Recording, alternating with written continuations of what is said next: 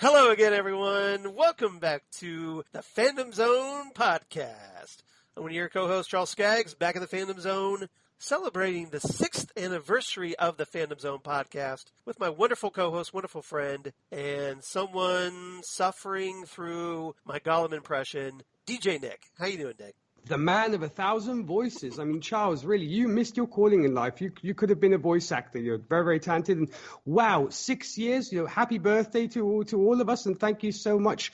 I'm so happy to be a part of this journey, and thank you so much. Also, may I say to all our listeners and supporters for sticking around with us for 6 years. This is fantastic.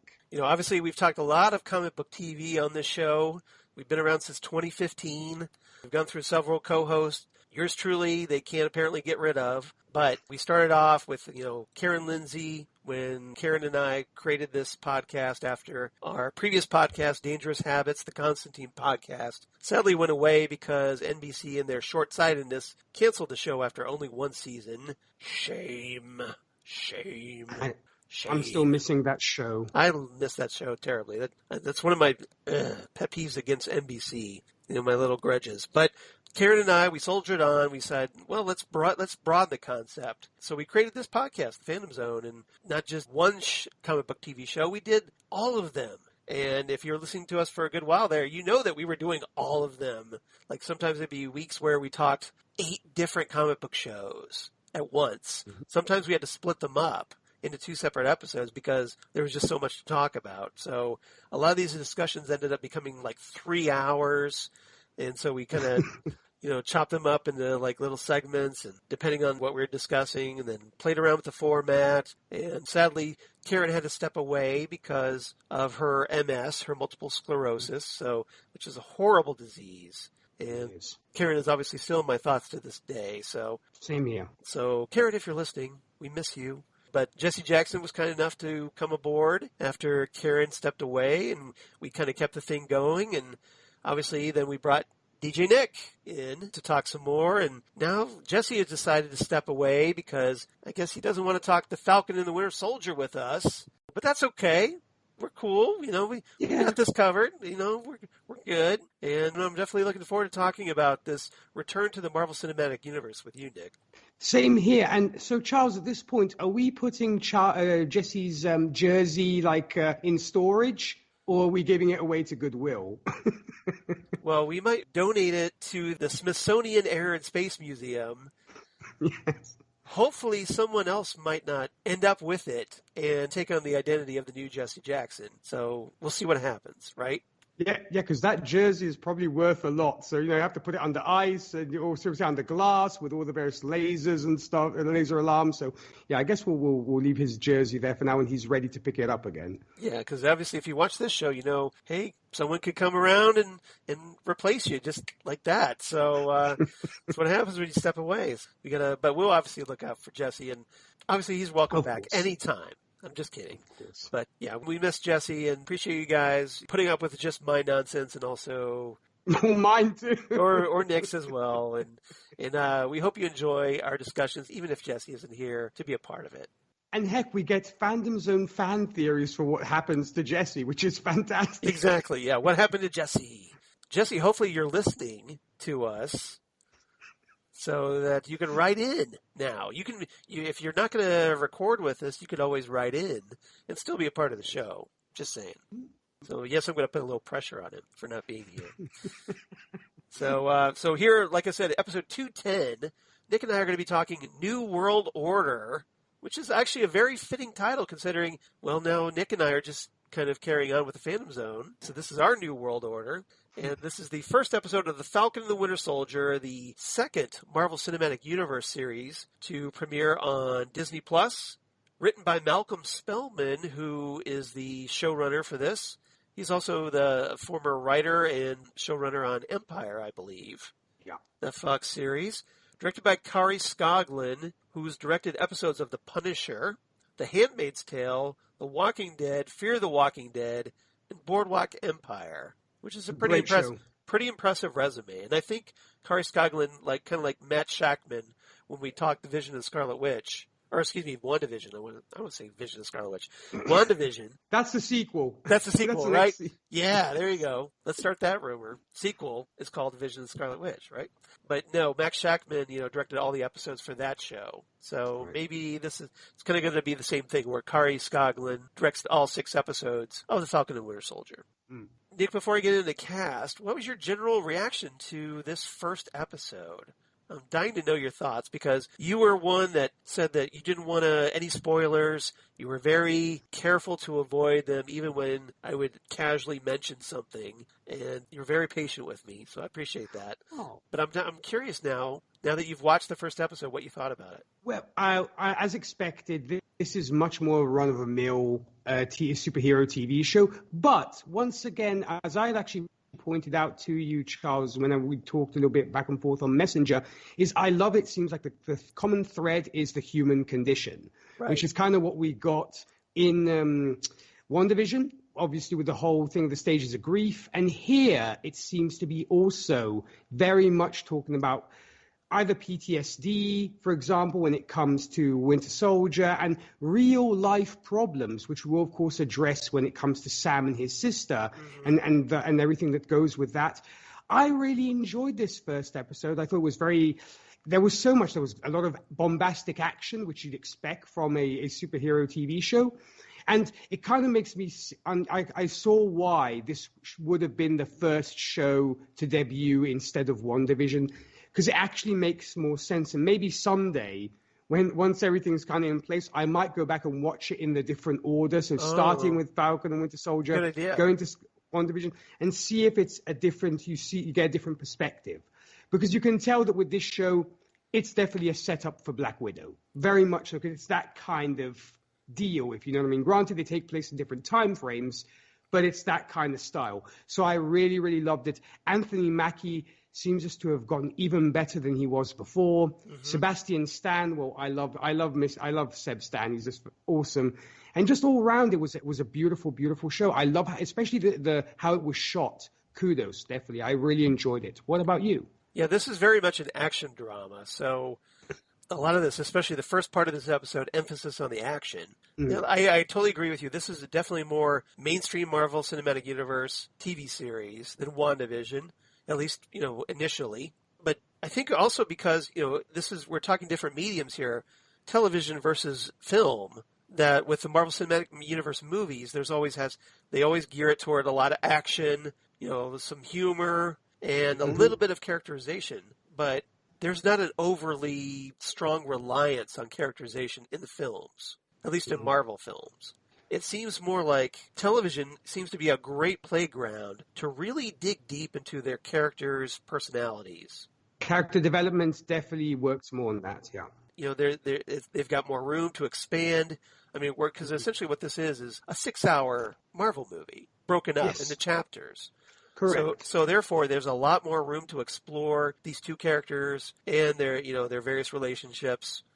For me, I thought the Captain America trilogy was essentially the best superhero trilogy I can think of as far as films. So if you put it in a vacuum outside of the rest of the Infinity Saga, you're saying? Yeah, exactly. As its own animal. If I took, the 3 films, Captain America, the First Avenger, Captain America, the Winter Soldier, and then Captain America Civil War, treated those as a trilogy, I think it's the best superhero trilogy that's out there, because for one way or another, with the Superman films, you got the first 2, which are good, the third and the fourth, not good, Batman. The Nolan trilogy. The Nolan trilogy, starts off, the first two, Batman Begins and The Dark Knight, are great, but stumbles on The Dark Knight Rises in a big way. Yeah.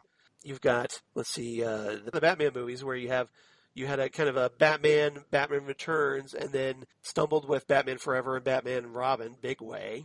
Yes. So, Avengers, because of splitting that third movie into two, it's almost a quadrilogy. And even then, it kind of stumbles with the Avengers: Age of Ultron. And the same thing I think you could say for the Thor trilogy as well, because Dark World has a lot of problems. World, yeah, exactly. And Iron Man as well, because a lot of people have problems with Iron Man 3. Yeah, I certainly do. And even 2 was a little weaker than the first one. It seems like they got progressively worse with the Iron Man trilogy. Yeah. So for my money, Captain America has the best superhero trilogy. I'll make that argument. Or at least I just did, I guess. I'm right there with you because, even looking, as you even pointed out, in the MCU, the Thor trilogy got kind of worse. Yeah, because I'm thinking we haven't had any other films that have had 3 films so far. No, because Captain Marvel still has to have a sequel. Black Panther still has to have a sequel. So, yeah, and Hulk, enough said about that. Anyway. Right, exactly. So there's not a lot of room there, but no. So yeah, my money, Captain America is the winner as far as I'm concerned. So consequently, I'm a huge fan of this, especially the Winter Soldier. I thought the Winter Soldier, my personal favorite of the trilogy. It's amazing because it's very much like an espionage drama, that film. That's right. And consequently, I think this film is playing a lot into that in a lot of ways. I think we're going to see a bit of that.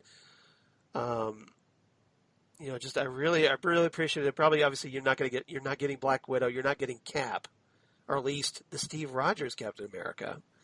Mm-hmm. But it's okay because it gives now obviously this is where Sam and Bucky step into the spotlight. Not being the sidekicks, the partners. They're proven leads now in their own right, and now with this series, we really get to know them a lot better. Kind of like we got to know the Vision and the Scarlet Witch a lot better in WandaVision. Yeah. So that's my assessment. I thought it was a very strong first episode, right out of the gate, really grabs you. Pretty traditional, but there are some things, I think that we're getting, especially with some interesting, as you addressed, social commentary, that I think this has a chance to be something a little more than just a typical Marvel superhero TV show. Very much so. And I think it's great that they decide to pair these two characters together because they both obviously had strong ties to Steve Rogers. So it makes total sense that they would eventually end up coming together. I mean, they haven't just yet, but I'm sure that common ground of that dedication and devotion to Steve will end up bringing them together in some form or shape. Yeah, obviously the first episode doesn't bring them together, like you said. Hopefully the second episode will. And I'm thinking that and we'll talk about this obviously in our fourth topic, this new Captain America that's introduced, I think is going to be the catalyst that brings both of them together. Because they probably are going to find a need to okay, we need to talk about this. Yeah, because if he's anything like the character in the comics, it's going to be bad. Yes, that's what I'm going to say. At least at first. We'll talk about this a little bit. But yeah, I find this really. I think that the potential for this series is going to be really interesting to talk about. All right, guest cast. So we have. Well, let's talk about our leads. Obviously, Anthony Mackie, returning as the Falcon / Sam Wilson. Sebastian Stan, or as Nick likes to call him, Seb Stan. Yes. So do you stan Seb Stan? I'm just kind of curious. To use that hip lingo the kids are using these days when you stan something. Yeah, I'm calling him Seb Stan as if I'm going out for beers with him every other Friday. Yeah, we're bros. My buddy Seb Stan, he told me this. Yes. It's all good. So yes, Sebastian Stan as the Winter Soldier, James Buchanan, Bucky Barnes. That's where the Bucky comes from, his middle name, Buchanan. Danny Ramirez is introduced as First Lieutenant Joaquin Torres, and he is a character to watch if you know anything about recent Marvel comics, which is something I will talk about in trivia. if you're interested. He's going to be in the Top Gun sequel, Top Gun Maverick. And he was also in episodes of The Gifted and Orange is the New Black. So I guess he's already had kind of a superhero exposure with The Gifted. If you remember that late lamented Fox X-Men sort of series. Another show that I feel terribly bereft about. Right. Wyatt Russell is introduced at the end as Captain America, but he's actually a character named John Walker.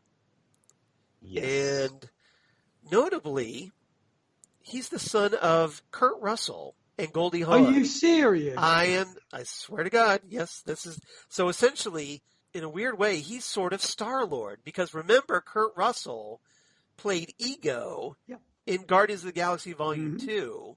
So Wyatt Russell is his son. So this is the first, I think, father-son Marvel Cinematic Universe connection that we have. That's actually in real life, neat. Right? But he's also been in the movies 22 Jump Street, Cowboys and Aliens, and also Escape from L.A., which was the sequel to Escape from New York that featured his father, Kurt Russell. So hooray, nepotism. Welcome to Hollywood. Exactly, right? Erin Kellyman, we get to see her briefly as a character named Carly Morgenthau, and that's going to be pretty important, and for reasons I will get to in trivia. She's notable because she played the character Enfys Nest in Solo, a Star Wars Story, which made sense because, well, that was also produced by Disney, released by Disney.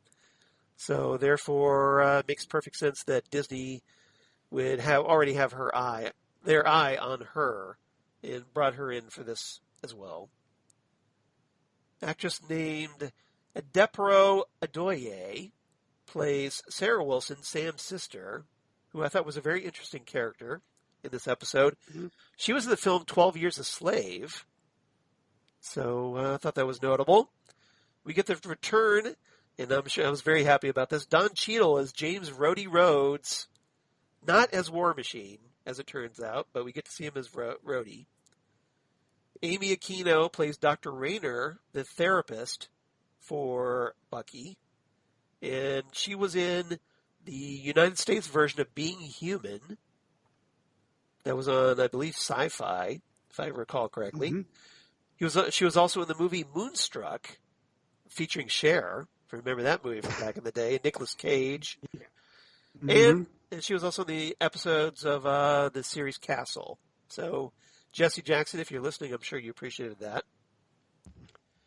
Miki Ishikawa plays Leah, and she was recently on AMC's The Terror, which I did not watch. But so if anybody knows, I don't know how good it was. But she was on that. And lastly, we had Ken Takamoto as Yori Nakajima, the old man that Bucky befriends, and for reasons that we find out later in the episode, rather tragically, why he befriends Yori. But, yep, as part of his attempt to make amends. So I thought that was very interesting. So trivia, I thought, first off the bat, we probably should talk John Walker. Yes. And he first appeared as a supervillain, Super Patriot, in Captain America Volume 1, number 323, from way back in 1986. And after Walker received an honorable discharge from the United States Army, a friend told him about the Power Broker, who was this mysterious individual who gave people superhuman abilities through various treatments. Yep. And soon after, the original Captain America, Steve Rogers, abandoned his costume and identity when the Commission on Superhuman Activities told him that Captain America had grown beyond the name's original role as a symbol for America during the war and shouldn't be tied down to a political agenda. So essentially, for political purposes, for political reasons, Cap abandoned this identity and temporarily took on the name the Captain, while Walker was recruited by the Commission to be Rogers' replacement and assumed the identity of Captain America in issue 333, only to later give it up and Steve taking the name back, the mantle back, while Walker takes on a different identity, but I'm going to leave that there for now because I don't want to spoil anything for just yet. No, stands to reason. So I think that's a good place to leave it for right now. Mm-hmm. But obviously, if anybody else out there listening, you could look it up for yourselves. Not stopping you. Joaquin Torres first appeared in Captain America Sam Wilson, number 3, as a Mexican teenager who was abducted by the Sons of the Serpent. And Captain America, who is, hey, Sam Wilson at this point, yes, discovered that Joaquin was being used in experiments by a guy named Carl Malus, who turned Joaquin into a bird-human hybrid using Captain America's pet bird, Redwing. yeah. And when Malus was defeated, Captain America took Joaquin in, who later rescued Captain America from another group, the Serpent Society. And after the Serpent Society's defeat, Captain America allowed Joaquin to become his sidekick and take on the name as the New Falcon in issue number 6. So the question is, will Joaquin become the New Falcon in this show? It could be, yes, because if we need a new Captain America, so yeah, yes, right. It could. Especially if, a certain Sam Wilson takes on the mantle. That kind of leaves a vacancy in the Falcon department, right? Yeah, we could be walking out of this show with a new Captain America and a new Falcon. That would be quite a turn for the books. I think fans would be interested by that, I think. Exactly, because, Joaquin's pretty recently introduced, so I don't think a lot of people know about him. I think it's just something to kind of keep your eye on as we watch these episodes. And then lastly, Carly Morgenthau, who is, like I said, Aaron Kellyman's character, the leader of the Flag Smashers, that terrorist group that Joaquin infiltrates in this episode, is based, of course, on the supervillain Flag Smasher, who first appeared in Captain America Volume 1, number 312, as Carl Morgenthau. So essentially this is a little gender bending in this role. And in the comics, Carl was the son of a wealthy Swiss banker turned diplomat, and Carl wanted to follow in his father's footsteps to become a diplomat until his father was trampled to death in a riot at a Latvian embassy. He came to believe that humanity needed to do away with the concepts of countries and nationalism that made people feel superior to those of different nationalities. The Flag Smasher used terrorism to spread anti-nationalist sentiment and conducted a one-man terrorist campaign in New York City against nationalist symbols, holding hostages until Captain America captured him. Establishing a society he called Ultimatum, which was an acronym short for, you're going to love this, the Underground Liberated Totally Integrated Mobile Army to Unite Mankind. Wow. Only Marvel. Boy, you really reached for that one, Marvel. So the Flag Smasher created this nationalistic terrorist organization and made himself, of course, Supreme Commander. So that's a little background on these that I thought people might find helpful going into later episodes. You definitely did great, Charles. And I think it is maybe a nice nod to the Swiss origins of the Flag Smasher character, since the big riot, if you will, happens in Zurich, Switzerland in this episode. So I think that was also a nice nod, if you will, to the Swiss origins of the OG Flag Smasher. So I appreciated that. Yeah. Though I have to say... Any other trivia? Go ahead, I'm sorry. No, the only thing I had to say was... it's interesting that all the other places that we get in this show, they tell you the name of the city, whereas here it just says Switzerland. Tunisia. And I actually had to go and look, because I actually looked for some landmarks that were being shown to know what city it was. And the ATM that is shown, the bank, actually was able to give me the clue, because I went and then Googled that type of bank, and that bank is, shall we say, unique to Zurich. So we can safely say that what went down actually, where we see that scene actually happened in Zurich, Switzerland. Interesting.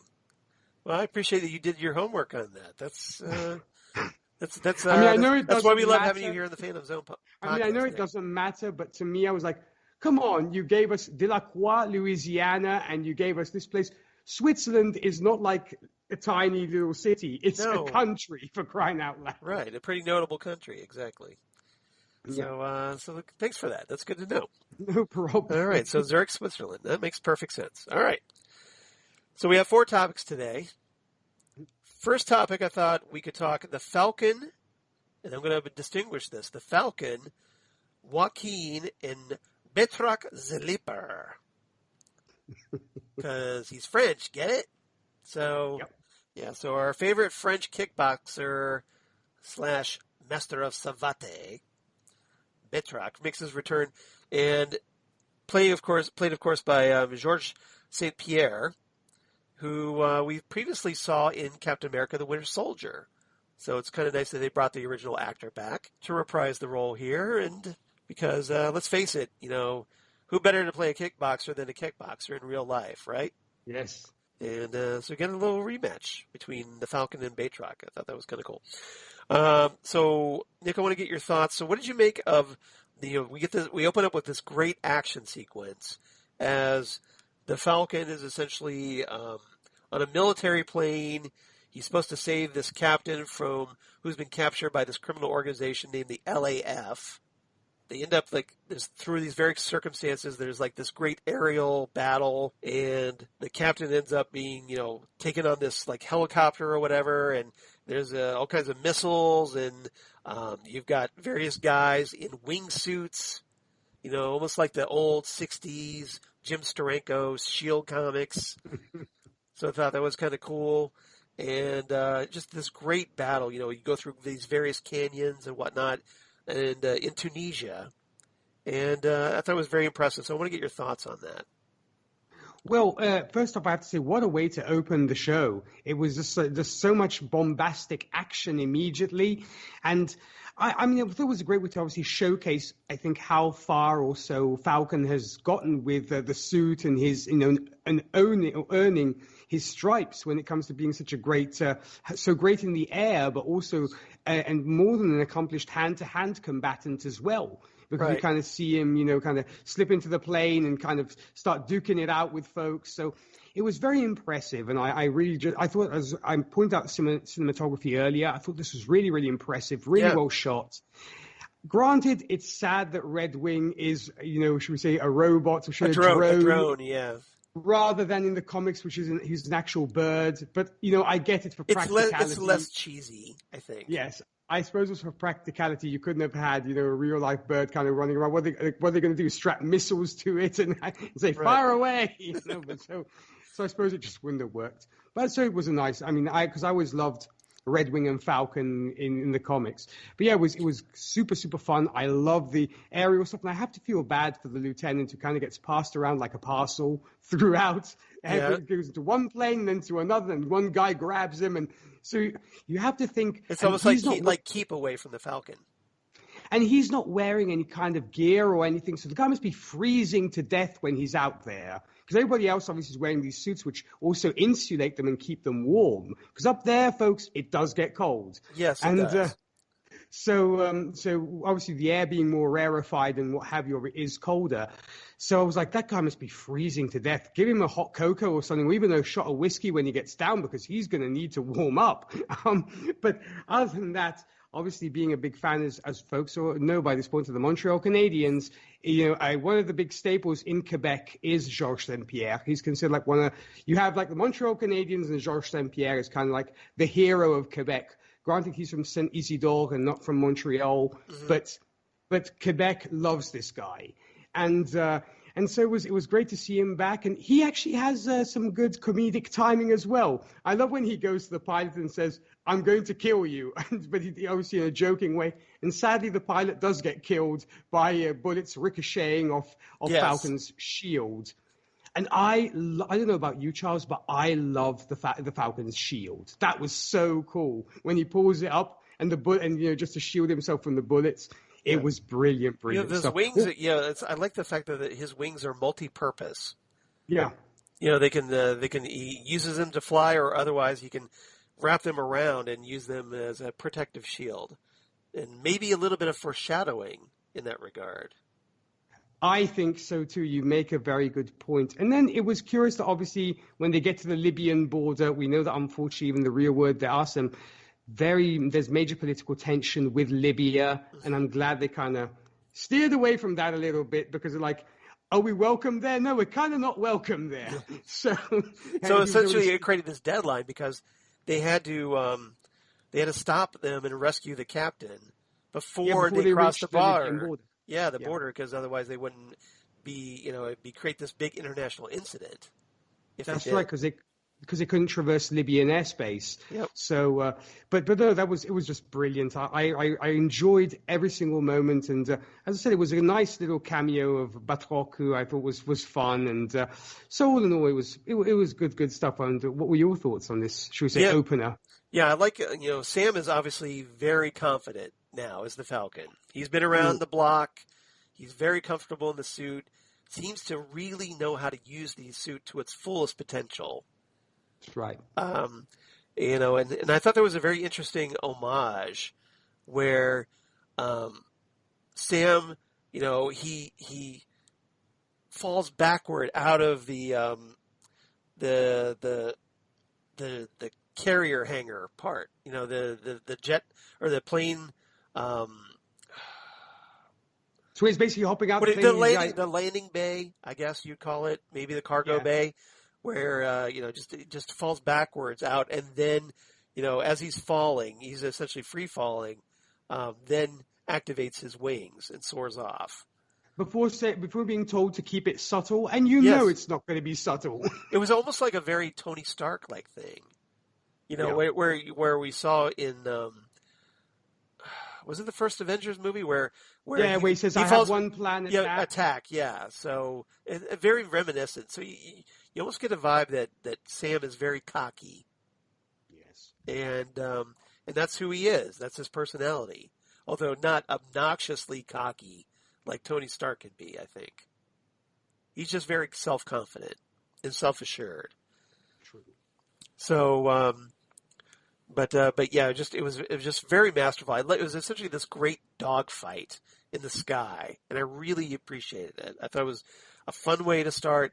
Definitely, obviously, it probably appealed to a lot of Marvel Cinematic Universe fans seeing that action sequence, and we get introduced to Joaquin, who is essentially sort of the Falcon's handler, at least is the representative. Because Joaquin is I believe he's a first lieutenant in the Air Force, the United States Air Force. So he's essentially his boots on the ground guy. While Falcon's patrolling the skies, Joaquin's providing him intel, driving it around in a Jeep or something, and feeds him information that he needs to complete his mission. So I thought it was very good, and obviously, I think that was important because we get to see Sam working with Joaquin. So that kind of establishes that these two have a relationship.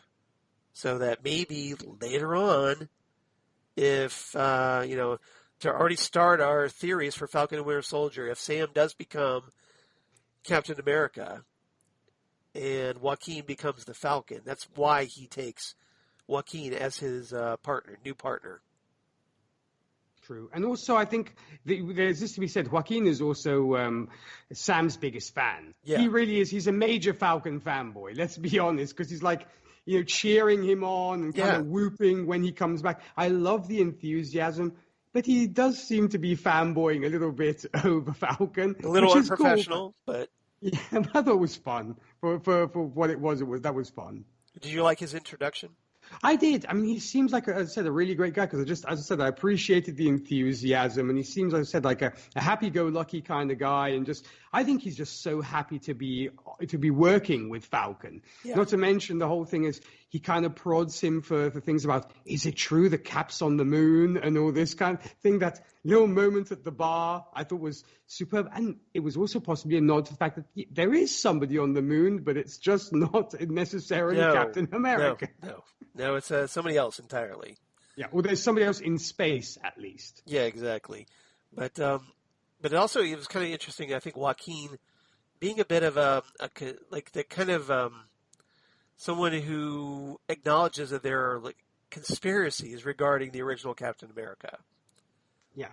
So I wonder whether it was a nod to the fans with their own theories, saying maybe. What happened to old Captain America? He was taken by the Skrulls and put on a base on the moon. Yeah, we don't know, because the last time we saw him at the end of Avengers Endgame, he's just, he's old, Steve is, and gives Sam the shield and says, okay, well, it's yours now. And that's it. He just kind of, we kind of cut away. We don't know what happened to him.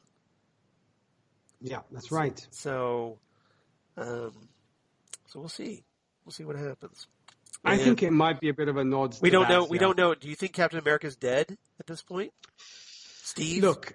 Look, I don't. I mean, granted, you can't rule anything out, and for all we know, he might make a brief appearance as the elderly Steve Rogers, which does happen in the comics. There is a point where Steve has aged, and he's part of the whole thing. Granted, it's very different story-wise, and we get this older Captain America. But they might. I mean, I wouldn't rule it out completely because, there hasn't been a funeral, there hasn't been anything else. So, from my knowledge of the Marvel comics, it could happen. Well, just because he's dead doesn't mean he's going to stay dead. So this is also true. We'll see. We'll see what happens. But, yeah, it wouldn't surprise me. I mean, obviously, we got a little burned by this in WandaVision, expecting a Benedict Cumberbatch cameo. Yeah. So I'm a little hesitant, a little gun-shy about hoping that we'll get a cameo of Chris Evans as the elderly Steve Rogers. But you never know. It's possible. Maybe it's best to be gun-shy and then just super geek out when it happens. Yeah, exactly. I think it's probably a good idea now to kind of have very low expectations and then be pleasantly surprised, like you said, if it actually Play more happens. Conservatively, if you will. Yeah, we probably should. So we'll be very guarded about that. All right. Anything else about this topic? No, all in all, I just thought it was just a great dynamic, and I do think they're going to work a lot on the relationship between Sam and Joaquin. Granted, now Sam's in a different place, but I think it's going to be one of the big relationships, just like one we will be addressing soon, which is, of course, the one between Bucky and Yuri. So I think those are going to be like the two big relationships among the many that we will get in these 6 episodes. Yeah, I think there's various interactions between these characters, and there are obviously some more are going to be more important than others. So we'll see how this plays out. All right, topic number 2, and I'm going to call this topic Sam, and this is where I make the distinction between the Falcon and Sam.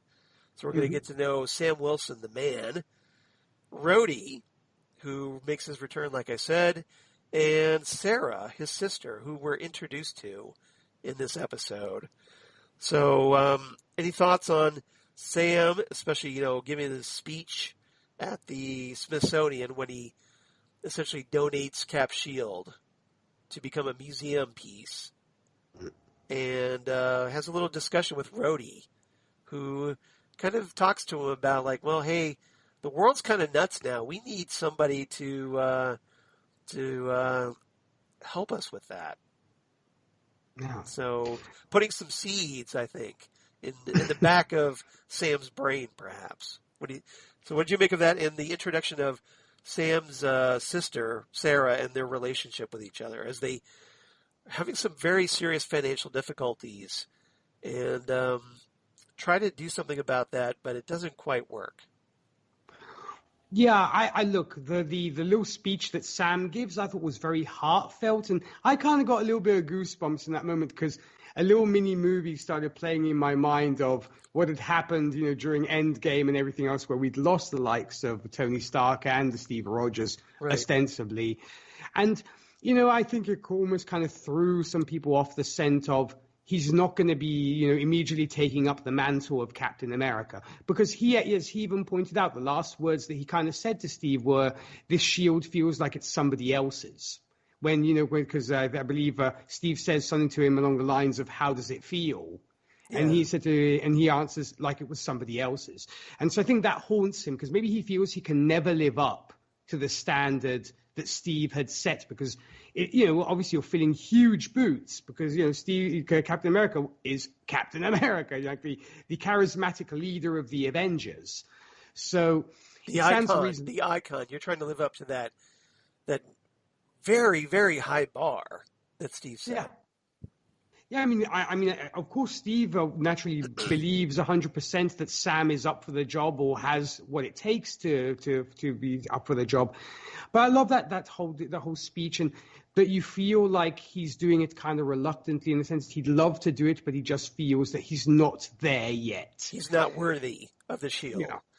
And it's interesting, I think, that Steve believes in Sam more than Sam is believing in Sam at this point. True. Yes, because evidently he just maybe doesn't have that level of self-esteem where he's just like, as I said, he just values Steve so much. He's like, Steve was the best of us. And I believe he actually almost points that out, that Steve was the best of everybody with his moral standards and what have you. And hey, no surprise, Cap's gone, everybody starts cussing. Have you noticed? Language. They were playing quite fast and loose with the language. I noticed this. Yeah. I mean, granted, it did not faze me, but I thought to myself, so the kiddies are watching this, and they're going to be happily yelling this out in like, if Falcon says it, it's cool to say. Yeah, pretty much. So I thought it was kind of fun that maybe it was a little bit of a dig of Cap's not there to tell you language, so people like cussing. But other than that, I really like the little talk between him and Rhodey, and I think Rhodey also believes very much in Sam. And, of course, Rhodey's also bereft of his best friend, Tony Stark. Right. So I think he's also referring to that as well because, just for the fans, Iron Man and Captain America were the two big leaders or focuses. So somebody needs to fill that void. So you think they're kind of going both through the same thing, really? I believe so because, I mean, we know how close, obviously, Rhodey and Tony were, of course, because they're like best friends. Yeah. So I think he's almost putting that out as well. It's like, I miss Tony as kind of without saying, I miss Tony as well. And there's somebody needs to fill the void, because at this point, the Avengers are literally disassembled, to use a comic book phrase, if you will, because there's no Avengers at this point. So I think he also needs somebody to have that rallying cry to bring everybody back together again. So yeah, I really loved it. And Sam's sister, it was a great addition because it really humanizes the side of the Sam Wilson character. Yeah. And Charles, why is everybody having financial difficulties in the superhero realm? Superman and Lois, these guys, it's like nobody can get a break. Nobody can get a loan, apparently. There's all these loan problems. We talked about this in Superman and Lois. Yeah, that hinky things were going on at the Smallville Bank. And poor Sam and Sarah, they try to go to get a loan because Sarah's having trouble keeping their business afloat. And literally. And so Sarah wants to sell this ship that belonged to their father. And Sam's like, no, we're not selling the ship. And Sarah's like, but we need the money, idiot. So Sam's like, I'm going to find another way. And he's all determined, like, well, we're going to get a loan. And so they go to get a loan, and lo and behold, they get turned down for that loan.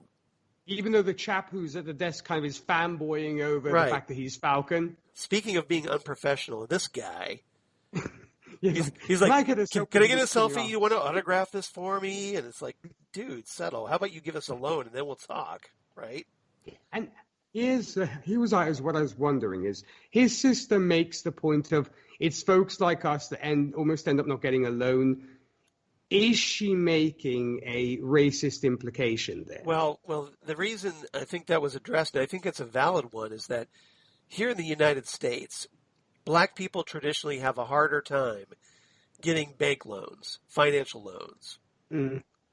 That system is essentially, it's rigged against them. It's a very unsettling but harsh reality, and I'm kind of glad the show actually addressed it, because without being over the top. It was a very subtle phrase. But they weren't like screaming at the top of lungs on a soapbox. They were just like, they were turned down, and that this is something that a lot of, I think, black families experience. here in the United States, which is very sad and very unfair and horrible. So maybe this will shed at least a little bit of spotlight on that. But I mean, the fact that you've got this mainstream superhero show, mentioning it, it's like this. Yes, this is a real problem. And I think Black Panther opened the doors for that. Right. So now it's social. It's a social commentary, right? Yeah, because that film was carrying the flag for it. So I think now they could even play on that even more so. But here's what I was wondering, Charles: is the ship? Are they actually using it to go out and fish for crawfish and what have you, or is it just because it's like a family heirloom, if you will? That was I was trying to understand what Sam's sister does for a living, because when my dad, she cooks stuff and delivers food or delivers homemade food. Right. That's what I was gathering. But is the ship considered like a family thing? It's been in the family for years. Is that what it's all about? I think it's a memento of their father. It's something he cared a lot about. Okay. And if you notice, this ship wasn't running. Sam, struggles. Actually, he has to struggle, even though he's very technologically gifted because he's able to, help repair his suit. But getting this ship running again is kind of beyond him. It's another problem on top of everything. He struggles with it. It doesn't come easy to him, and so I think it's kind of symbolic in a way. I think it's more of a family heirloom. Yeah. That Sam wants to hold on to because how much he cared about his father, loved his father, and knew that this was important. So he's not ready to let that go. He knows that he believes his father would want his kids to hold on to this.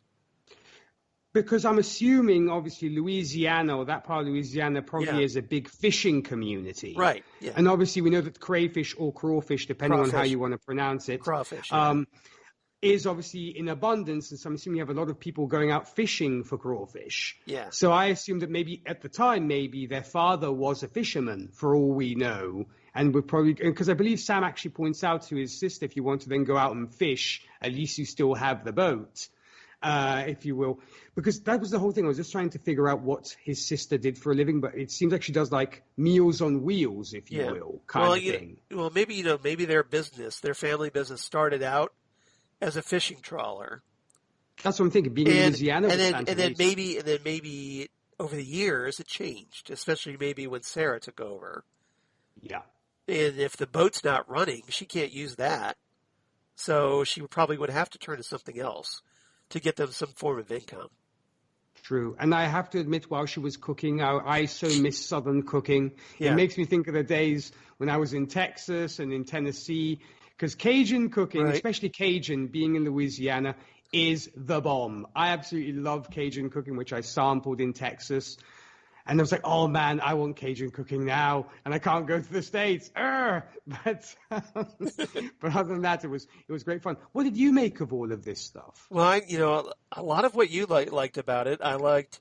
One thing I thought was interesting when Sam and Sarah were trying to get that bank loan, and one of the reasons the bank representative told Sam the reason they weren't going to give him the loan was that because of Sam being blipped out of existence for 5 years. So essentially, he questions it. He runs down like, okay, so how do you get an income being an Avenger? Yeah, and we know that from the comics, the Avengers don't pay anything. No. Well, look, in the comics originally, it was like they were all living, Tony Stark was funding them. Yeah, I mean, he was funding like that. He had to stay in the mansion and stuff. But I remember there was one moment where Spider-Man was invited to join the Avengers. And he's like, what does it pay? They're like, nothing. He's like, okay, catch you later. Yeah. But then eventually I think they got a stipend from Tony Stark. Yeah, eventually there was a stipend. And then they ended up being taken over by the government. So I think they were getting funded by the government. Mm-hmm. So, but... yeah, as far as the Marvel Cinematic Universe, we don't know. Yeah, because he was actually saying it doesn't really pay anything, if you will. That was at least what Sam was letting on. The income Sam is making is from government contracts that he has through the army, or should we say through the, Department of Security or what have you. But yeah, working for the government. Right, and That's probably where he's making doing his money. missions like the Tunisia mission. Yeah, obviously. I mean, I'd be surprised if he didn't get paid for that. Yeah, he's probably an independent contractor. Yeah, for the army. Yeah, or what have I you. agree. But because of that, yeah, it's like, and probably some of that's off the books. Mm-hmm. So it can't be reported income. So therefore, the bank he can't declare it. He can't declare it for the bank to get the loan as an asset, I guess. So what do you do? Finance is weird. Right, Once again, exactly. use Ultron. Right. Yeah. So Poor Sam is kind of caught here, and we'll see how they figure it out. But what did you make of seeing Don Cheadle again? I really enjoyed seeing Rhodey. I thought he was a very good character to talk to Sam at that moment, because Sam speaking in front of everyone and talking about Steve, and I love the fact that he makes this comment about like, and Steve know how to pose stoically, and that, big laughs, at that. But he got to talk very heartfelt about Steve, and I thought that was very good. And Rhodey providing that counsel and kind of like maybe steering Sam. Probably recognizes that Sam is kind of lost without Steve. Needs a little bit of direction, and probably knows where Steve wants Sam to go. But maybe this was Rhodey's attempt to kind of steer Sam down that road. And I think that's going to be a very central theme for this series as a whole, is Sam realizing that he's worthy enough to become Captain America. True. And here's the thing, Charles. Is it just me, or did it seem a little bit from time to time that Anthony Mackie, when he plays the kind of more sure of himself guy, was kind of channeling his inner Will Smith? Yeah, a little bit. I don't know why. I could almost imagine, like, if we didn't have Anthony Mackie, I could really see Will Smith doing this. Yeah, but I think Anthony Mackie does it better, personally. I do. I mean, I love them both equally, but yeah, that's why I said I love how much Anthony Mackie has grown into the character. He's very charismatic, I think. Yeah. Compared to where you were mentioning when we first see him in The Winter Soldier, in the second Captain America movie, he's grown so much since then. I really, really like the character development. Well, going up against Thanos and getting blipped out of existence and coming back probably, it changes you. So, we'll see how much. But it'll put hair on your chest, to say the least. Pretty much. But yeah, I really like that scene, that whole sequence there with the two of them. They're the two of the Marvel Cinematic Universe's most prominent black heroes. Yes. That I really like that moment. I thought it was good. Yeah.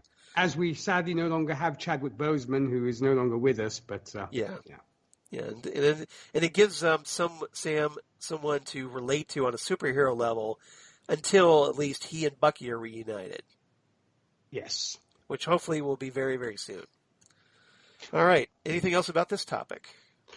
Oh, no. I mean, I just really want to see where this all goes. And I love the fact that, as I said, I thought the whole thing of shared grief, if you will, between Rhodey and Sam was really nice, because I said they both lost their ostensibly best friends or dear friends, especially obviously Rhodey more than Sam. But I think it's safe to say Sam was just as close to Steve as Rhodey was close to Tony. I think so. They were very much brothers, I think. Yeah. Steve thought very highly of Rhodey, of Sam, and that whole they had their little on your left little thing. Yeah. So, that's why I think it's like the shared grief, and I think they'll definitely help each other out as they progress. Yeah, I think so. All right, topic number 3. Let's talk about Bucky now.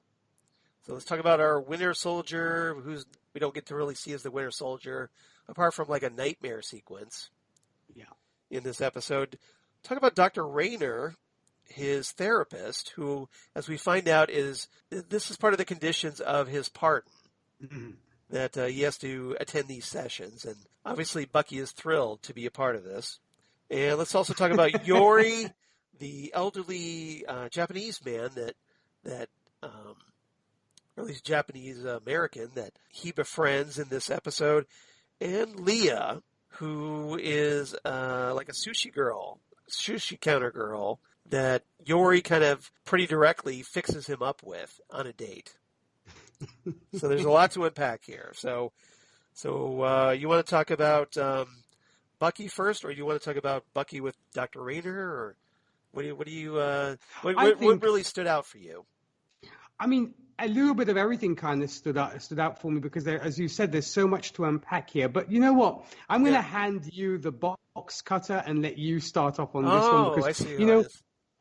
Yeah, I think because I think your thoughts are just as valid, if not more so than mine. So I think you should get first pick at this one. I think. Okay, so I couldn't give my voice a break. Okay, that's cool. That's all right. I'm just teasing.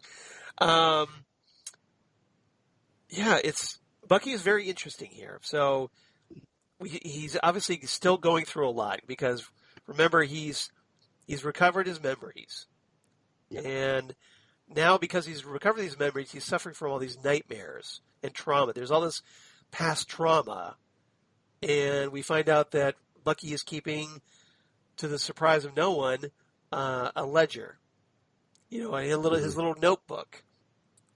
And I'm sure, to use a Black Widow phrase, there's lots of red in that ledger. Yeah, and there's some interesting names on that ledger. Yes, there are. Which names stood out for you? Well, I mean, I believe Helmut Zemo is on there. Yes, he is. And I believe Morgenthau is on there as well. Yeah. And of course, we get the big reveal of Yori's son, who is at the top there. And also, of course, we get the first moment with the psychiatrist or psychologist, what have you, that he's still taking care of business and trying to do it as cleanly as possible. Right. But he's like, I didn't hurt anybody. Yeah, he just killed the guy who was driving the car, but never mind. Yeah, pretty much. But it's pretty interesting that Bucky, with his therapist, essentially they've developed these 3 rules that Bucky apparently needs to follow. She is definitely bending and then so. Yeah, essentially. So the first rule is nothing illegal. Second one is nobody gets hurt. And there's a great line where Bucky says, "Well, if that's the important one, why isn't that first?" Yeah. And then the third one is telling the people he's contacting that he's no longer the Winter Soldier, and he's trying to make amends. So in this flashback sequence, we kind of see that apparently he goes after, with the help of, I guess, some federal officers or whatever, he goes after one of the senators who, I guess, kind of was a Hydra plant. Yeah, because he had acted as like kingmaker, and he had kind of helped set her up in this nice, cushy position through Hydra. Right. So one of the ways of he's making amends is going after all the people that slipped through the cracks after Captain America: The Winter Soldier. Yes. And so he kind of puts the squeeze on her. He kind of breaks rules 1 and 2, but he does follow through on rule 3. He's "Hi, I'm Bucky, and I'm no longer the Winter Soldier, and I'm trying to make amends." So yeah, I killed your driver, but it's all good, right? Yeah, exactly. You're going away for a long time, I was sort of saying deliver a corsage to the family of the driver, but that's I did my job. Yeah, but the therapist is telling him that he needs to open up, trust people, which obviously is going to be something very hard for Bucky, and obviously is going to put him in interesting conflict with Sam, as the two of them are going to be paired, in this kind of buddy cop role where you've got these two that constantly butt heads working together for a common purpose. Yeah, because she points out that he has not returned any of Sam's calls because it is made evident that apparently Sam has reached out to him. Yeah, she's like, "Give me your phone," and he starts scrolling through. Is like, "Okay, so I see that you've ignored 3 of Sam's calls." Yes.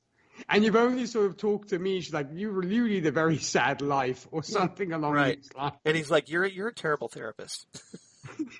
And you have to love the banter, and I love how much of, should we say, almost a cynical character Bucky is by this point, because he really is.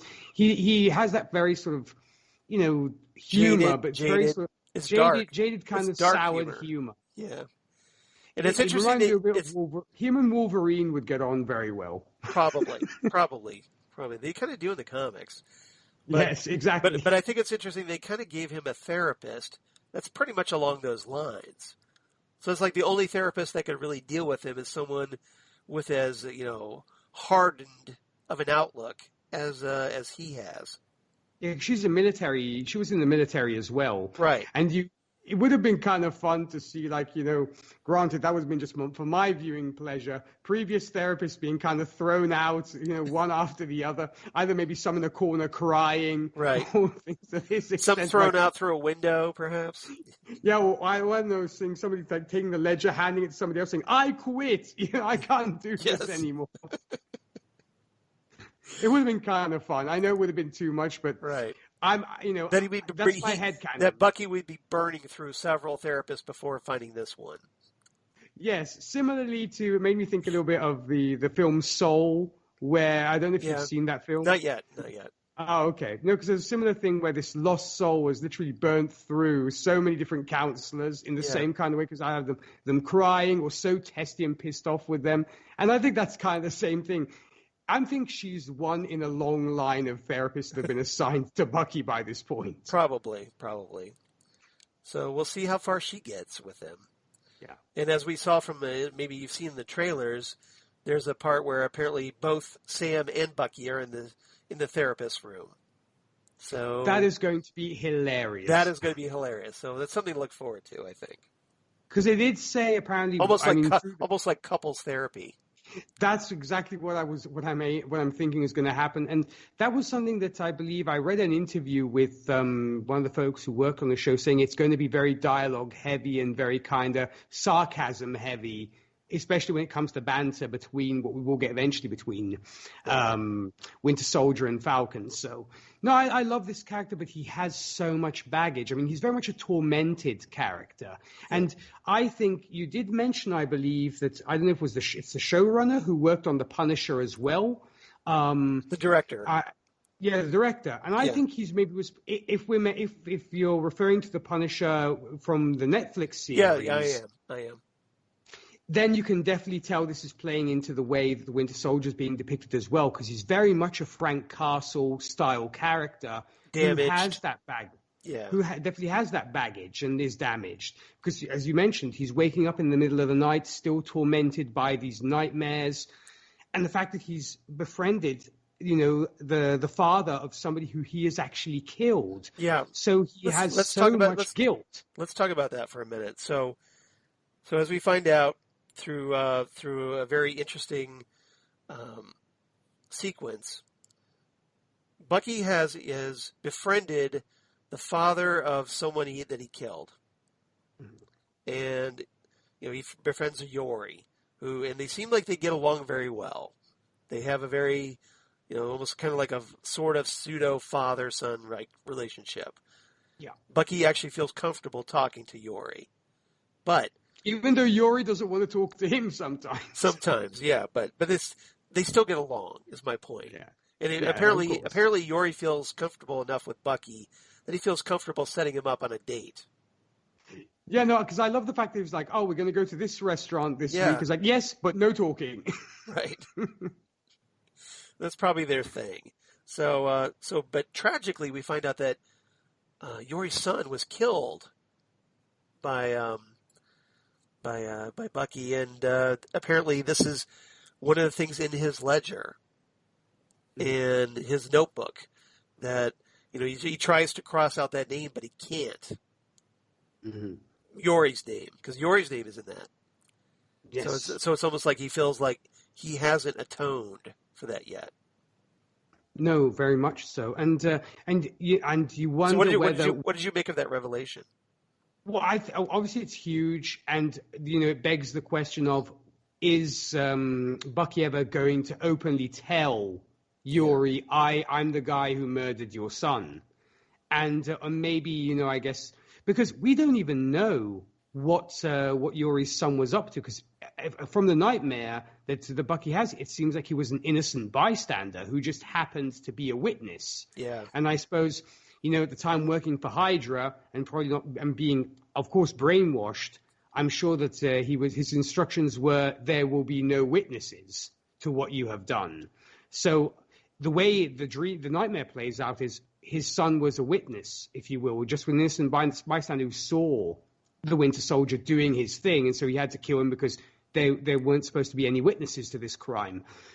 It's going to be... I'm curious to see how they address it. I'm sure they won't. Obviously, we won't come to the end of this series without them having the talk, yes. if you will, of Bucky sitting Yuri down saying, I kind of killed your son. We still cool?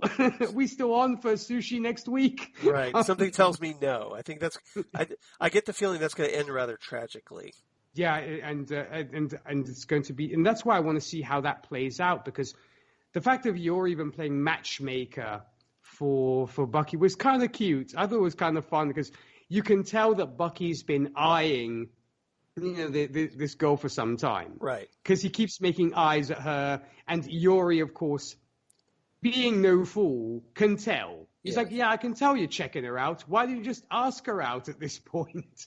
And so he boldly does that, and and off they go on a date. Yeah, I thought it was interesting. Like, of all the people he hooks Bucky up with, it's an Asian girl with a nice Jewish name of Leah. Yes.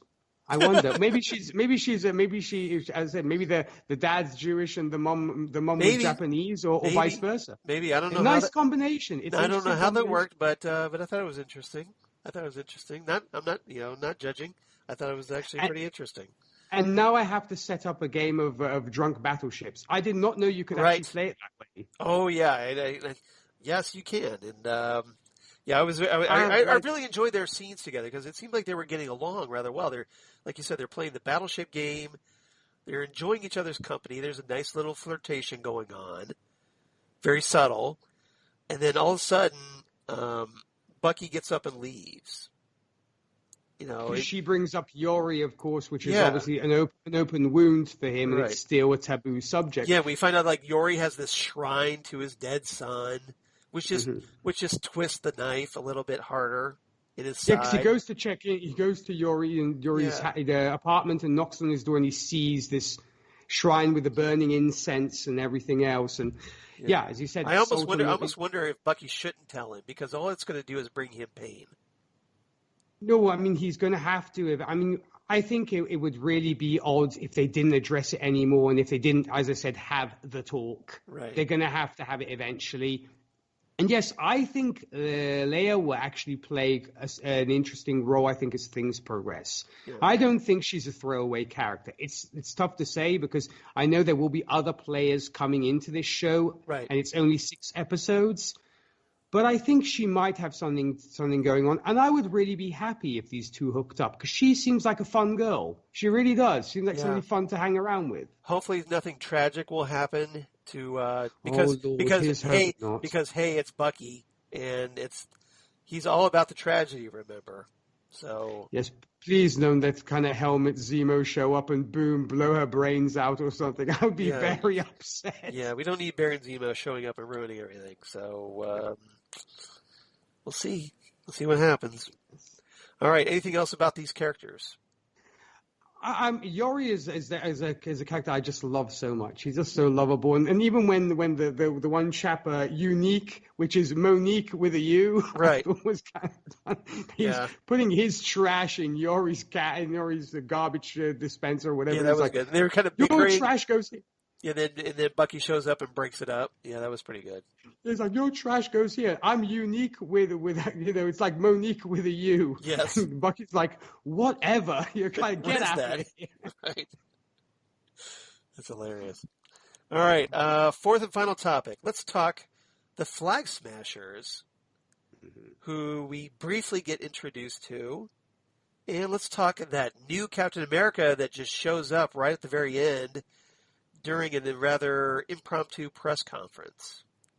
Yes. So, Nick, we have as we find out, because we find out earlier in the episode that Joaquin has been kind of keeping tabs on this group, the Flag Smashers, and we're told that they believe that they want to make a world without borders. Mm-hmm. And later in the episode, we get to finally see them in action, where they kind of stage what kind of resembles this V for Vendetta moment, where everybody puts on masks, and there's a robbery, a bank robbery. And there's all this. Like there's all this gone wrong, right? And there's all this chaos. And Joaquin infiltrates the group, puts on a mask, and ends up having to fight some of the other members later. But we get to see that the leader of the Flag Smashers, who is as we find out from the credits, is essentially Carly Morgenthau. The female version of Flag Smasher from the comics, who was apparently very super strong. And so what did you make of all that? First and foremost. You make a great point of it almost being like a V for Vendetta, almost an anarchist movement. And if memory serves, the original Flag Smasher came out during the era where there was the Red Scare, and there was the whole thing of the fear of communism in the U.S. Because I remember when I was actually reading it, because that was these came out in the 80s, so the comics did. Yeah, because I remember doing the whole thing of starting with Captain America in post Second World War and moving my way up. Right. And it would stand to reason that a character like Flag Smasher would come out during the Red Scare because they believe in everybody's equal, there are no borders, and so it almost seemed like, kind of demonizing the concept of this is very much a communist-like villain, if you will. Right. Where this, nations don't exist. I enjoyed the concept. They made it into a movement and not just one person. Right. And I guess it kind of almost might be a little bit relevant politically today, where you have folks that believe that the world should have no borders and there shouldn't be any more nations, taken to the extreme. And because Joaquin was pointing out the fact that these were the folks that were happy with the way what happened with the blip, which had basically destroyed all borders and everybody was, if you will, equal. It had leveled the playing field. Right. But now, obviously, with everybody returning, those borders are going back up. And there's still this group, this section of humanity that feels, well, maybe we were better off during the blip. Yeah, and so it was a nice introduction. It has created these political movements. Yeah. It shows you how much the writers at large looked into the concept of a world-changing event happens, it's going to spawn political movements or, these kind of people rallying for that reason and possibly even violently, as the case may be. The fact that they made Flag Smasher a meta-human, for lack of a better term, is definitely going to be will be a nice one. Seeing when he has to be, of course, she has to be confronted by Falcon and eventually Winter Soldier, because it's a step up to the villains they used to, because neither of them. Well, Winter Soldier is kind of enhanced, if you will, but he's not. He has a bionic arm, but he's not super strong apart from his arm. He's not Cap by any extent of the imagination. So it will make for a nice villain, and it will probably be one of many, because if apparently Baron Zemo is going to be coming into play, either they're related, so either Baron Zemo is pulling the strings of these people, because we know he likes to create the division and likes to break people up, at least in the MCU. So on the Nick murder board, is Baron Zemo behind the Flag Smashers? It would not surprise me. I mean, look, I know we promised we'd play this conservatively, right. But there's my hot take. I have a feeling that Baron Zemo is like the capo di tutti I capi, as they say in Italian. Well, interestingly, I think that's a pretty valid theory, and I'll tell you why. Because in the comics, remember when I was talking Ultimatum, that really ridiculous acronym earlier in the episode? Well, that group was actually funded by the Red Skull in the comics. Exactly. So maybe they could be doing it. Maybe they could be doing a version of that, only this time with Baron Zemo funding the Flag Smasher group. Which wouldn't be too far away because, Baron Zemo had been, had sympathized with the Red Skull and they'd actually been, kind of part of the same, they've Yeah. both been part of Hydra. So it stands to reason. I think they're going to And play he it could that be way. the big puppet master behind the scenes. Yeah, because he loves to create disorder, as we'd Right. seen in Civil War, in Right. Captain America Civil War. So it'd be following his modus operandi, if you will. Well, I think you're definitely onto something there, and already we're staking our claims with theories. So, all right, Yes. we try to get out, but they keep pulling us back in. Yes. Yeah, there goes playing it conservatively, at least Yeah. on my end. Yeah, that's all right. That's all right. And as Nick dusts off his murder board, and once again for a new round of theories, connecting the dots. Yes, All right. indeed. All right. So let's talk What about are your thoughts, Charles? Well, I thought it was very interesting. I liked the way the group was depicted. It's interesting because these concepts, which were introduced by Mark Gruenwald, the writer of Captain America back in the 1980s, it's interesting how easily updated they are for the 2020s. How sadly applicable they still Yeah, are. I mean, in a very sad way, yes, it is. But it's also interesting because it's the cycle that these kind of themes are relevant again. With just History repeating. with just a fresh coat of paint. Yeah. And these are topical issues, and that and it's interesting that I like the fact that the show is addressing this. So the show is very relevant today because not just with this, but also with Sam and the bank.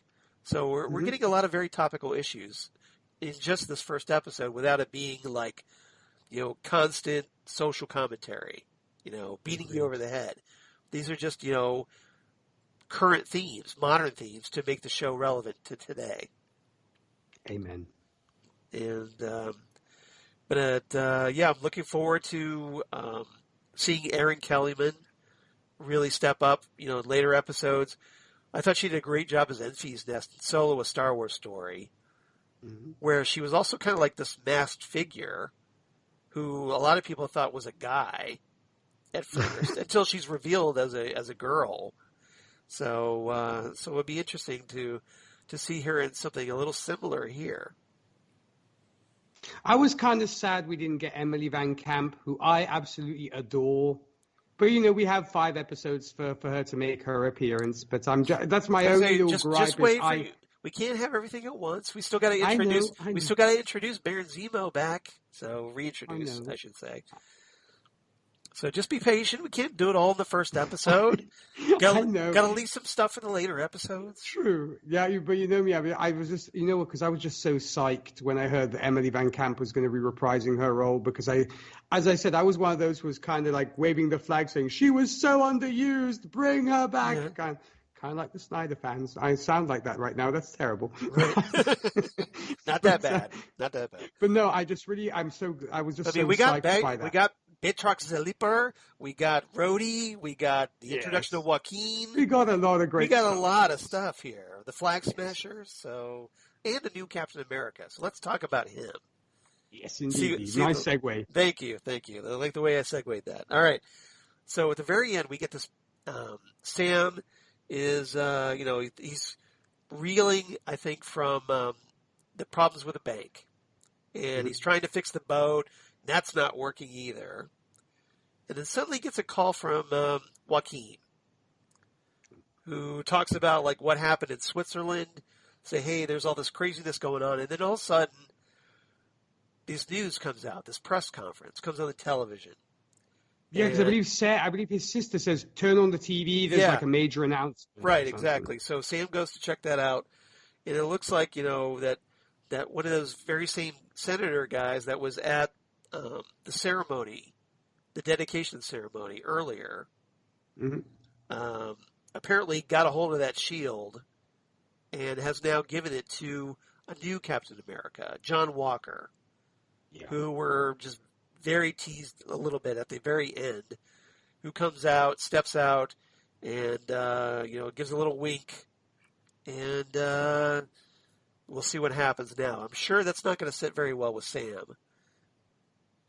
The camera played well with both his expressions and the way he was almost holding his hands. It almost seemed like he was clenching them together and stuff. It was like he feels like, dang it, I could have, but I didn't. Right. And he probably feels really sort of that he's feeling very much kind of regretful about having not taken up the mantle when he could have. He was like, that's out the window now. Somebody else has taken it.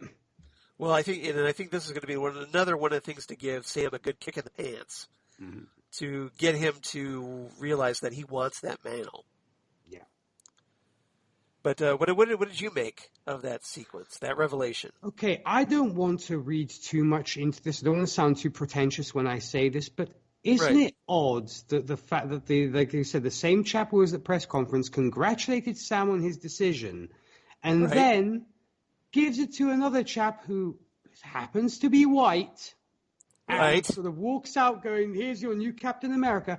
Look, I don't want to, as I said, read too much into it because it's probably also colored by what's been going on recently in our shared history, Charles. Yeah. But it makes you wonder whether maybe they would not have been comfortable with a black Captain America. As I said, this is my reading. It might not necessarily be what the show is trying to do. But that's the way I felt when you see the same guy kind of beaming, saying you're new Captain America, and almost happy that Sam decided not to take the gig or to say, I'm not going to do it. Right. Well, can I tell you something a little bit more obscure trivia from the Captain America comics? Go ahead. So in the comics, that actual conversation comes up. Mm-hmm. That apparently they were concerned. It seemed familiar. They were concerned that back in the 80s comics, that these characters, that commission I was talking about, were concerned that America, quote unquote, wasn't ready for Captain America to be a black man. So therefore, they went with John Walker, white guy, who's just as blonde, just as blue-eyed as Steve Rogers.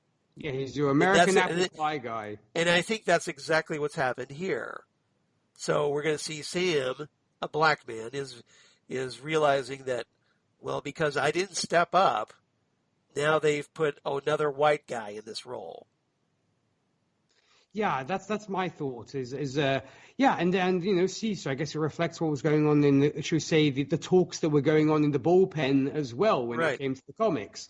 Yeah. But yeah, and we know that the character of Mr. Walker tends to, he does shift his alliances, but the way he looks and stuff, you're like, he's probably not going to be, the Captain America that you're expecting. No, well, like I said, in the comics, he started off as a supervillain. That's right, yeah. He gets recruited to be Cap's replacement when Cap quits. Yeah. As Cap, then when Cap comes back, he takes on a different identity. Yes, which shall remain nameless for the time being. We'll just leave it there. I don't want to get too far ahead. But that's probably what will happen, I'm guessing, by the end of the series. And did you notice that the camera kind of teased, obviously, the face of this chap, just like they did with Quicksilver in WandaVision, where you just see the back of the guy first, and then you turn around, you see this guy who's evidently not Chris Evans, and it's definitely not somebody else. Yeah. But yeah, I now it really has me kind of on tenterhooks, waiting for next Friday to roll around to see what happens in episode 2. Yeah, so it's kind of surprising that, well, maybe maybe it's Ralph Boner from WandaVision, right? Yeah, or usually the Boners have numerous brothers and sisters. This is another one. Exactly. Yeah, I'm expecting now Agatha Harkness. It was Agatha all along. All along. Yeah. I'm sure you're going to see those memes a lot, right? I would not be surprised. Yeah, well, that's me surprised either. All right. But yeah, so that's our first episode. Anything else you want to talk about? I just really loved it so much. And I believe we didn't point this out, Charles, but from what I've read, unlike WandaVision, this show, the episodes are going to be slightly longer, which is nice. Well, this one was 49 minutes with credits. Yeah. And apparently they're going to be keeping roughly that runtime. And it would stand to reason because we only have 6 of these. Right. So it looks like we're going to be going roughly around short of an hour per episode.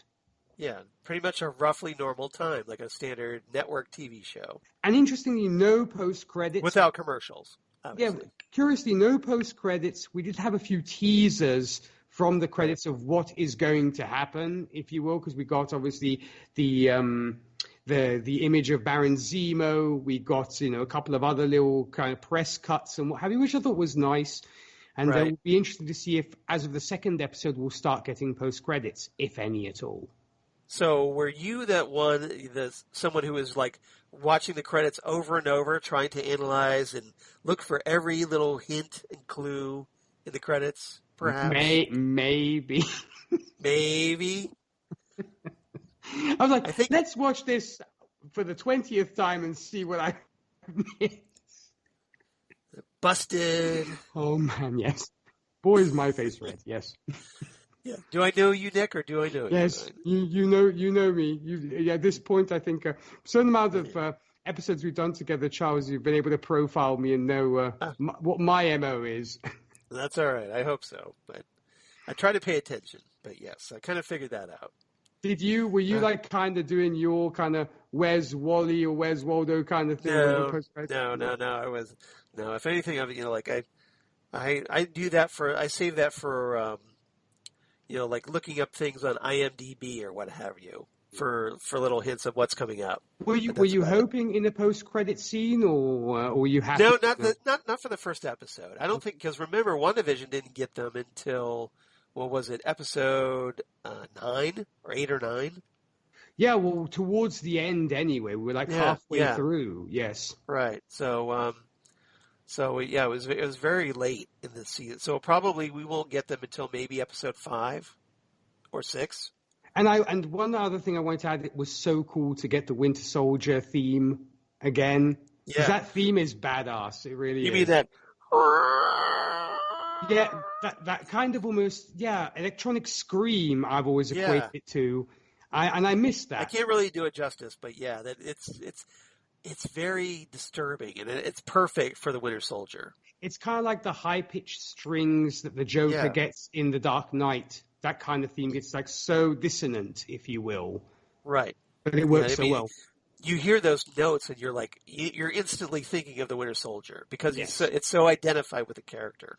Yeah, which is something. Kudos to the score for doing that. I don't know who the composer was, but very much so. Well, I mean, it's just like our beloved Hans Zimmer with the Wonder Woman theme, where as soon as that starts playing, that electric cello starts going. That's one of the best modern themes for a superhero, of late. I think so. All right. If there's nothing else about this episode, what's your ratings? Or no, let's talk about our favorite quotes. You got any favorite quotes? I did have a couple because it was actually the show was really well. So the one that I really liked, one of them was when it came to Leia, actually, when she said, how you call a guy whose wife died a widower, or if your parents die, you're an orphan. There's no word for someone whose kids die because it's like the worst thing that can happen. I was like, ouch, that's going to hurt. And then another one that I liked was Sam's speech. Well, at least I'm not going to go through the whole speech because it's going to take forever.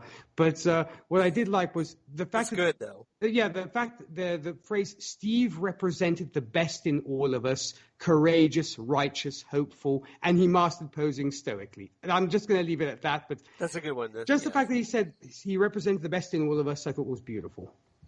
Big laughs with the stoically. Yes. Yeah, that was good. Let's see. I liked Torres talking with Sam. You see these guys? This is Torres talking. These are the guys you got to worry about. I've been stumbling on their manifestos on message boards. They call themselves the Flag Smashers. And Sam is like, is that a new thing? Bad guys giving themselves bad names? And Torres says, there's a lot of worse names for that one, but basically they think that the world was better during the blip. Trust me, it wasn't. And Sam replies, trust me. Every time something gets better for one group, it gets worse for another. Why does that sound eerily close to home? Right. And Rhodey talking World's a crazy place right now. People are, well, nobody's stable. Allies are enemies. Alliances are all torn apart. The world's broken. Everybody's just looking for somebody to fix it. Nice. Yeah, and lastly, Dr. Raynor with Bucky, where Raynor says, look, I know you've been through a lot, but you've got your mind back. You're being pardoned. I mean, these are good things. You're free. And Bucky replies, to do what? Ouch, yes. Right? That's a mic drop moment. Pretty much, right? That's why they cut the scene at that part, if you noticed. Yes. It was good. All right, so what's your rating for this first episode? I can't hear you, Nick. You're muted. Oh, sorry. I'm going to give this, pardon me, I'm going to give this 9 out of 10 flag smasher masks. There you go. Those are a little nod to Jesse, I guess. Yes. I had to, right? There you go. But I'm going to give this one, I'm just a little under you. I give this one 8.5 out of 10 Red Ledger notebooks. Oh. So, it's the first episode. I'm going to give it a chance to build up, and we'll see where we go. But I thought it was a very strong introduction. So definitely a great start. Very satisfied with it. Fandom Zone news, I just have really quickly. Okay. The CW revealed the cast for the pilot episode of the DC Comics drama Naomi. Oh, yes, which you have actually mentioned. I'll probably check it out, I reckon. Yeah, I would actually like that. It was based on a 6-issue miniseries by Brian Michael Bendis. And, the artist's name escapes me. I apologize for that, but it's really good. And I really liked it. I thought it was a very good introduction to this new superhero in the DC universe. And an actress named Casey Walfall, who was in the TV series Army Wives, which I'm not familiar with, stars as Naomi McDuffie. And the series is about a teen girl's journey from her small northwestern town to the heights of the multiverse. And when a supernatural event shakes her hometown to the core, Naomi sets out to uncover its origins, and what she discovers will challenge everything we believe about our heroes. Boom. Nice premise. Boom. Yep. So they also, in the cast is going to be Alexander Wraith, who is in Orange is the New Black as the character D. Cranston Johnson, who is in Euphoria, the HBO series, as Zombato, who is a bad guy. He's got bad in the name, right? Of course. And a newcomer, Camilla Moreno, plays a new character named Lourdes. Okay. That's who they announced. So it's only in the pilot stage, but we'll see if it gets picked up by the CW. Nice. And Fandom Zone fan mail, we do have a lot of that. So I'll start off with the first person writing in, Holly Mack, returning to the Fandom Zone. Yay, Holly. Which, of course, she starts off, do not read in all caps until you see episode 1 of The Falcon and Winter Soldier. So she goes, hey, Charles, Jesse, and Nick. Well, Jesse's not here, sadly, but thank you anyway. Hi, Holly. Hi, Holly. All I can say is, wow. These semi-close to an hour episode formats really seem to be working for Marvel. Yeah. The opening with Sam going on a mission, and she has Carlos, but I think she means Joaquin, asking him if he was going to do something subtle. I'm not sure who she's talking about. Because when Falcon is about to jump out of the plane, he's told by the chap in the plane, keep it subtle. Oh, that's Carlos. Okay. That's Carlos. Okay, all right. I stand corrected. Asking him to do something subtle. This man was a former Avenger.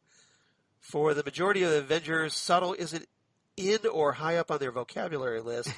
Or to paraphrase a certain Spaniard from a certain fairy tale movie, you keep using that word. I do not think it means what you think it means.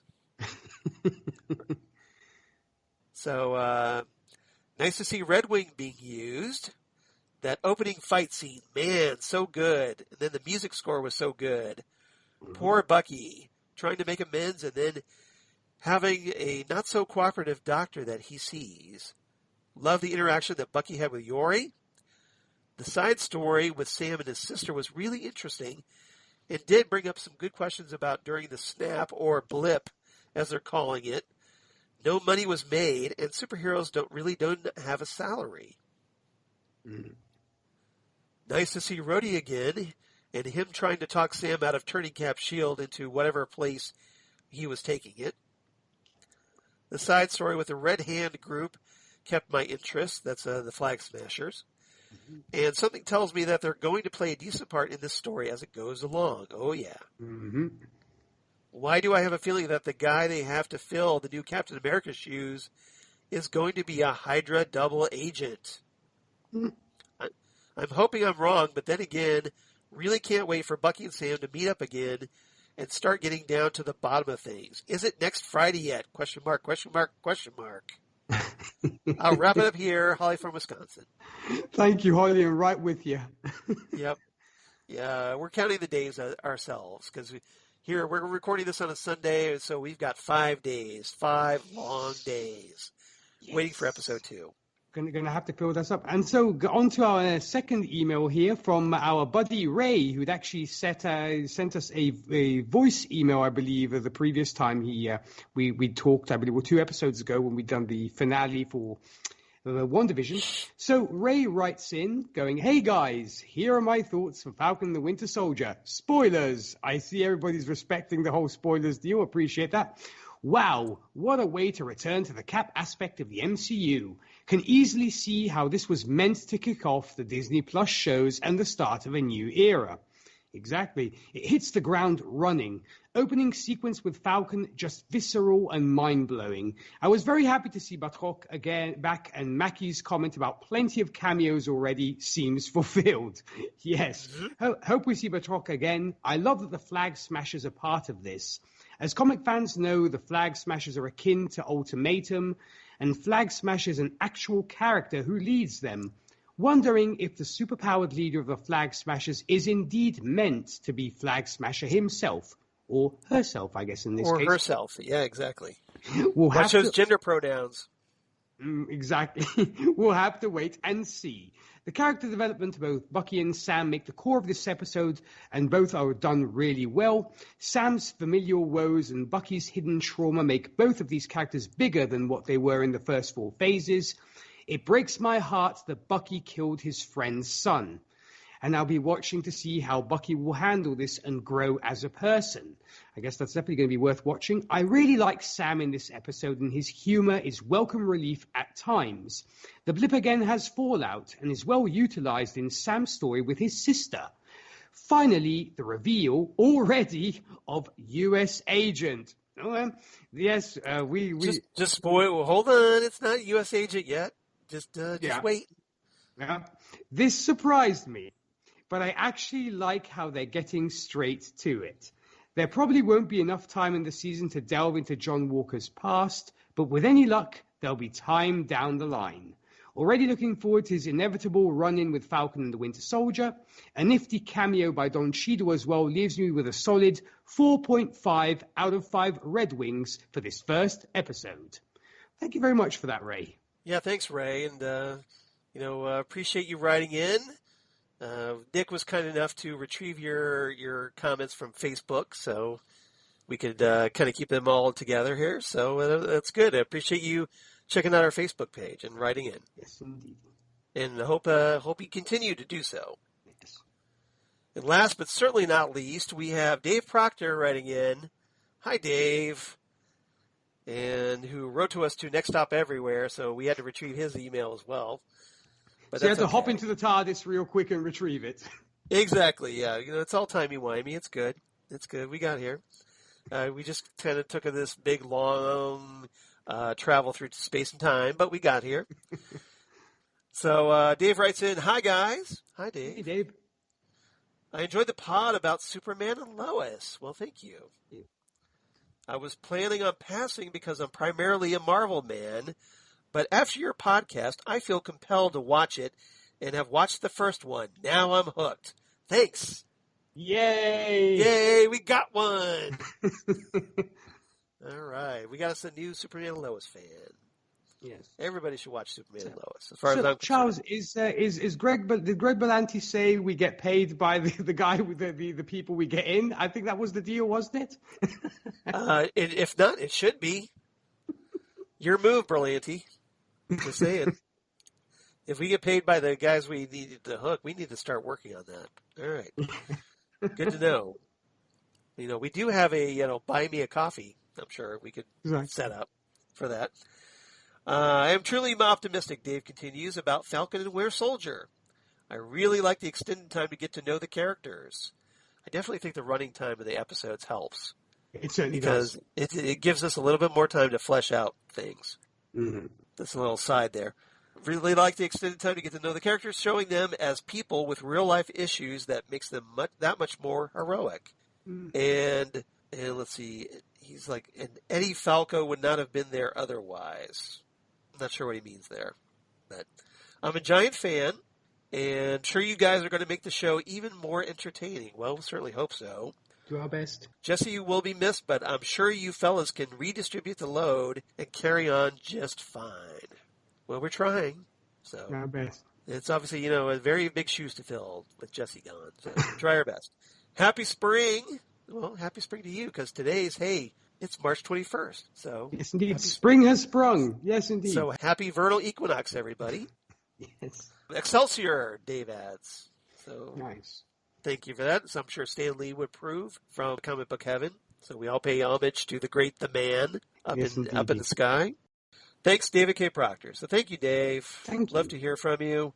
Glad you and Holly and Ray are on board with us as we talk these next 5 episodes after this. It's always fantastic hearing from these folks. And Charles, if folks want to write in like these fine people, where can they? How can they contact us? Well, of course, if you want to be like the cool kids, so if you want to be like Holly, Ray, and Dave, and you do, write to us at fandomzonecast@gmail.com. That's fandomzonecast@gmail.com. You can reach us there. We'd love it to hear from you. Otherwise, you can reach us on Twitter at FandomZoneCast, or like Ray did on the Fandom Zone Podcast on Facebook, or on Instagram at Fandom Zone Podcast. Please check us out there. And Nick, where can they find you and hear all of your dulcet tones? Well, thank you as always, Charles. You're certainly a gentleman whenever you say that. You take that back. That's an insult. I'm offended, sir. Well, when it comes to me, folks, when I'm not here in the Fandom Zone chatting these great shows with Charles and occasionally Jesse as well, I do host a Whiskey and Cigarettes show where we play today's country, traditional country, and everything else in between. For more info about that, you can visit our website, whiskeyandcigarettesshow.com. Podcast-wise, if superhero movies are your speed, I also host Happiness and Darkness, a superhero movie podcast, where we discuss all superhero movies under the sun. If you'd like to join us for one of those discussions, you can email us at happinessanddarknesshow@gmail.com. You can find us on Facebook, Twitter, and the Instagram. And last but certainly not least, the gold standard, the Oscars podcast, where the wonderful Rachel Friend, Zan Sprouse, and I are discussing all the Best Picture winners from 1927's wings to the present day. You can find us on Facebook and the Twitter machine.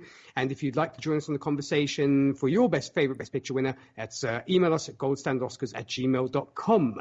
And what about you, Charles? Well, Nick, you seem especially caffeinated today as you just breezed right through that. I suppose it's the miracle of Coca-Cola. All right. Well, that's all right. You take what you can get. I'm right there. I'm right there with you. So as for me, of course, at Charles Skaggs on Twitter, at Charles Skaggs on Instagram, or Facebook, Charles Skaggs in Hilliard, Ohio, and my blogging things that hopefully I'll bring up here because I've closed the app too soon. Damn good coffee. And hot. Damn Good Coffee and Hot, where I talk about all the stuff we talk about here on the Fandom Zone podcast. So all kinds of superhero news, talk about, things like, well, hey, Falcon and Winter Soldier, or WandaVision, or Superman Lois. News of my other podcasts they do for Southgate Media Group, including Next Stop Everywhere, the Doctor Who podcast, where Nick was on just earlier this week, where we talked a classic Peter Cushing movie, Daleks Invasion Earth 2150 AD with Jesse Jackson. So if you kind of missed our previous Fandom Zone team, you can always check us out on the Next Stop Everywhere. We discussed that movie and had a lot of fun with that. And then coming up next, comic book writer and artist Tom Zoller is going to be returning to Next Stop Everywhere as we discuss The Time of Angels / Flesh and Stone, the first two-parter from the Matt Smith era, featuring the return of the Weeping Angels and River Song. And then Ghost with Twin Peaks podcast they do with Zan Sprouse, where we talk about all things Twin Peaks, David Lynch.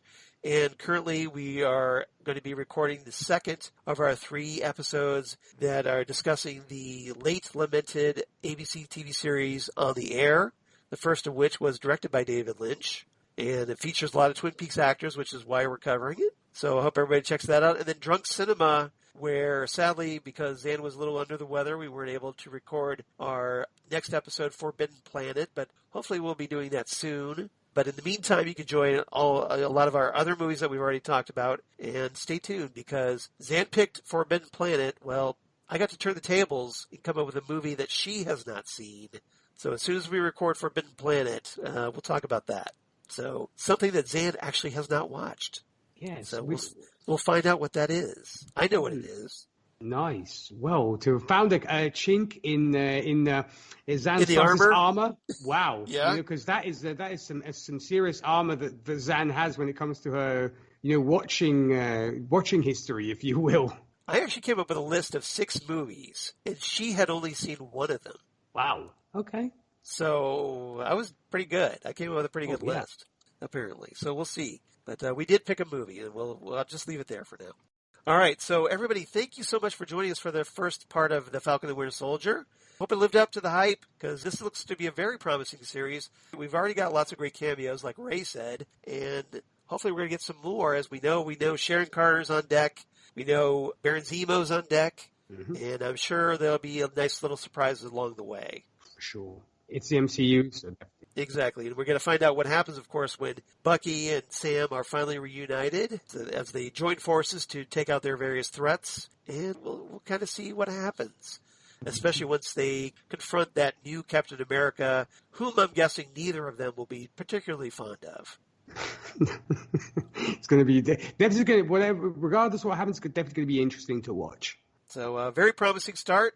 And we got 5 more episodes to go. I hope you guys are going to come back with us. Nick, any final thoughts before we sign off? I actually want to mention one final thing, Charles, is we are celebrating 6 years of the Fandom Zone. So what better moment than to get your very own Fandom Zone t-shirt, which I am pining to get. Well, you mean the Fandom Zone t-shirt that I'm wearing at this very moment? Yes, because nobody else out there in Podcast Land can see because, well, hey, it's only a webcam, so... Exactly. Only you can see it? Yeah, so Charles, for folks who want to pick up their very own Fandom Zone t-shirt, like yours truly, where can we go? Well, at the moment, you can go to my blog, Geeky Things, Damn Good Coffee in the Hot, because in every link that I share on that, there's also a link to the t-shirt store that I've set up where you can buy said shirt. But other than that, I will post a link on our Facebook page. So everybody can go to that instead. Make it a little easier for you guys if you don't want to check out my blog. Well, and also I think it's... I hope you check out my blog, but if you don't want to, I'm going to make it a little easier for you.